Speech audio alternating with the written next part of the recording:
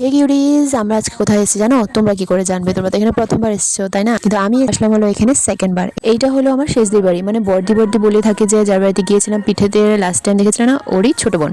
আজকে ওদের বাড়িতেই ছিল আমাদের লাঞ্চের ইনভিটেশন, তার জন্য আমাদের এখানে আসা। তাছাড়া আরেকটা ইম্পর্টেন্ট কাজ আছে যেটা তোমাদেরকে একটু পরে বলবো। তো আমাদের আসতে লেট হয়ে গেছে। দিদি এখানে কোমর ভাজি বসিয়েছে। আগে বানালে একদম ঠান্ডা হয়ে যেত, ছিল আমাদের একটু লেট হয়েছে। ওই সেভিং করাতে গিয়েছিল আর অনেক দামও ছিল আজকে, তার জন্য তো বেচারি আমাদের জন্য অনেক ওয়েট করছে। আয়সাই খাইতে বললাম, লেট হয়ে গেছিলো, বসে বসে আর সিস্টেম নেই। আসলাম, আমি খেতে বসবো। কত কী কী বানিয়েছে দেখাই। করলা ভাজি, লাউ দিয়ে মুগ ডাল,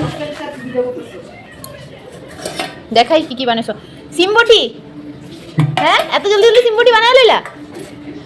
আর এটা কলার থোর, বাপরে সেই আয়োজন, সেই আয়োজন। আর কোমর ভাজি।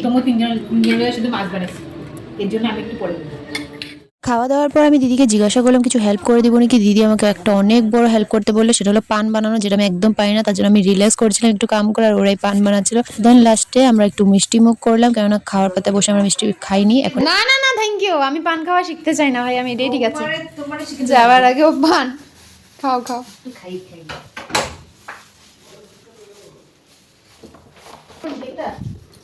চলো ওখান থেকে নিয়ে আনবো কোনো একটা দোকান থেকে।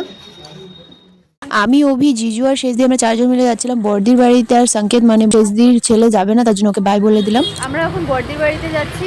তো আজকে হলো বর্দির বার্থডে, তো আমরা সব কিছু একটা গিফট দেখছি আমরা। দিদি ওরা, চোদ্দি আর জিজু কেক নিচ্ছে এখান থেকে। ওরা কেক নিতে ঢুকেছে। আমি দেখি কি গিফট নিতে পারি। অ্যাকচুয়ালি দিদির জন্য গিফট সিলেক্ট করা একটু মুশকিল, কেননা এমন কোনো জিনিস নাই যে দিদির কাছে নাই, সব কিছুই আছে। তো দেখি কি পাই।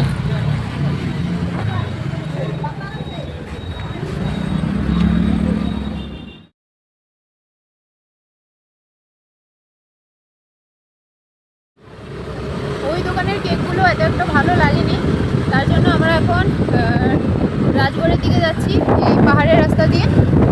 তো সেখানে গিয়ে দেখি কিছু ভালো কেক যদি পাই।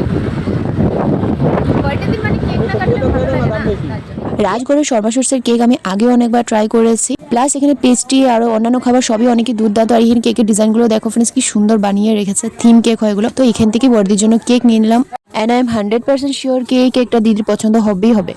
তো ফ্রেন্ডস, আমরা এখন চলে আসলাম দিদির বাড়ির সামনে। আর এই ক্যান্ডেলটা আমি জলে জ্বালিয়ে এনেছি নিচে থেকে, কেননা আমাদের সাথে ম্যাচ বক্স ছিল না। তো আমি এই কেকটা এখন যে সবাই মিলে আনলো, তো এইটা এখন রেডি করবো। আর বেল বাজাবো তখন সারপ্রাইজ হয়ে যাবে।